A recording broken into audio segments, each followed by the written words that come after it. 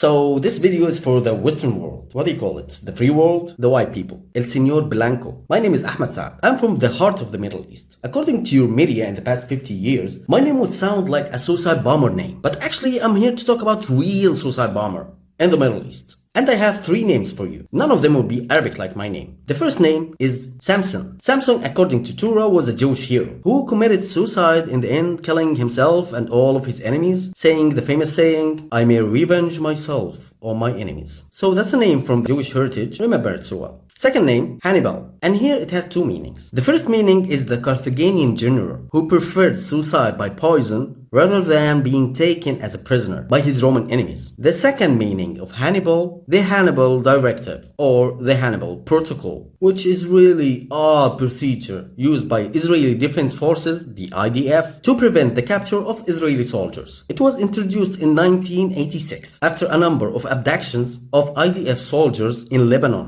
which led later to prisoner exchange with the Lebanese resistance. So the IDF leaders say the hell with it and issued this protocol that states on the kidnapping must be stopped by all means, even the price of striking and harming our own forces. And that's the official formulation, because there's also an oral law version for division commanders on lower level that interpreted by all means too. An IDF soldier was better dead than abducted. Now, don't ask me about my sources for this such horrible army protocol. It's everywhere. It's on Wikipedia. It's shockingly public for 2 decades now, since 2003. But I never actually believed it till 2014, when the Palestinian resistance captured an IDF officer. And the IDF responded with an assault that killed over 140 Palestinian civilians, along with the IDF officer. We have a saying in Middle East about Israel. It's something like, she manipulates you, and of what she did, she accuses you.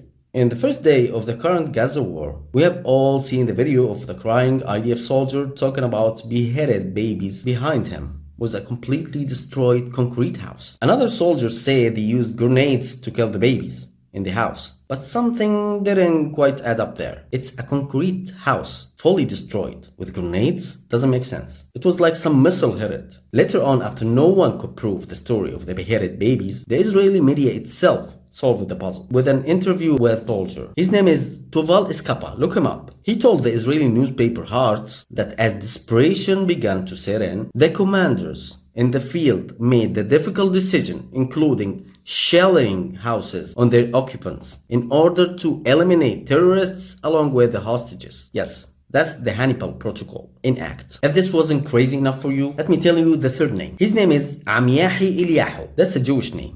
Now, that's not a biblical suicidal character from the Jewish heritage. No, that's the heritage minister of Israel in the current Netanyahu cabinet, who got suspended for saying the following. השר אליהו, אם לשיטתך בעזה אין בלתי מעורבים ולא היו צריכים להכניס סיוע הומניטרי, מבחינתך מחר בבוקר הציפייה שלך שהיינו מטילים מה שנקרא איזושהי פצצת אטום על כל עזה, משטחים אותה, מחסלים את כל מי שנמצא בה.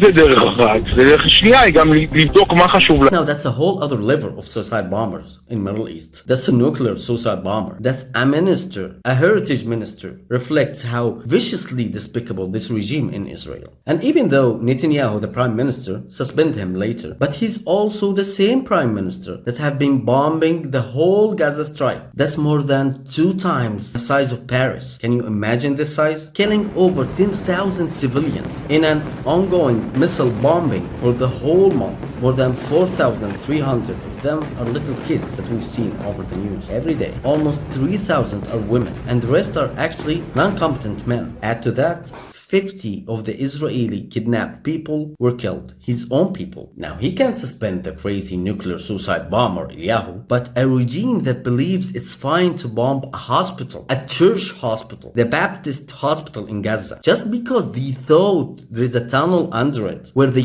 kept the Israeli captured people. So, were you trying to kill your people, or kill the hospital people, or kill the Baptist people? I'm really confused about this. If you ask yourself, why did Palestinian resistance started this war anyway? I'll give you another name. It's an Arabic name this time. Lama Khater, Palestinian lady, 47 years old. She didn't live in Gaza, but on the other side of Palestine, in the West Bank. She's a great writer in Arabic literature and politics. She dared to write about the Palestinian issues in the West Bank and the daily suffering they faced there. By this, she committed the famous crime in the Middle East, which called the freedom of speech. So a 20 soldier dragged her out of her house in the middle of the night to an Israeli military base. The commander told her he thinks it's possible to let his 20 soldier rape her, and then he'd get her kids and enjoy burning them alive in front of her eyes. That's one name, Lama Khater. Imagine this. There is more than 8,000 names like Lama in Israeli prisons with the exact same situation of her, and even worse. So politics and even religions aside, what would you do if you were Lama's husband, or Lama's son, or Lama's father? Would you go protest? They would shoot you. You'd throw rocks at the shooters as you don't have a weapon. They get a tank and bomb you. Well, then you form a resistance based on one idea: kidnapping his wife and negotiate her for your wife, or daughter, or brother, or father. That's exactly the situation in Gaza. That's exactly the situation in Palestine. That's what the resistance scary spokesman just said today, literally. You know, the one with the mask? He said, we're open to negotiate releasing captured Israeli, even in groups. Women for women, civilians for civilians, soldiers for soldiers. One more thing that would explain a lot about this resistance is the predicted number of their forces. It's said to be 40,000 fighter. Now, if you divide this number with 8,000 Palestinian prisoners, you would get 5 resistance men for each prisoner. That's a father, a couple of sons, that's a husband, and even an uncle. And this number would tell you a lot about this very masked man. Because behind this mask, I bet there is a father, or son, or a husband of someone got kidnapped too in Israeli prisons, or even got killed in a protest for the bad situations and starvation that they live in Gaza for 2 decades. Does it make sense to you now? Again, religion and politics aside, wouldn't it be sense at this point that everyone just go back home and let's discuss the religion and politics later? Just get them back home. Lama and Rachel, Ahmad and Moshe, just get them back home. Ceasefire. Release the prisoners now. That's all what this resistance